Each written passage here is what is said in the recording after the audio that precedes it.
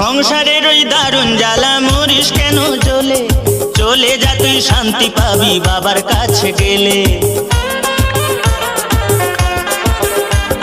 সংসারের ওই দারুণ জ্বালা মরিস কেন জ্বলে, চলে যা তুই শান্তি পাবি বাবার কাছে গেলে।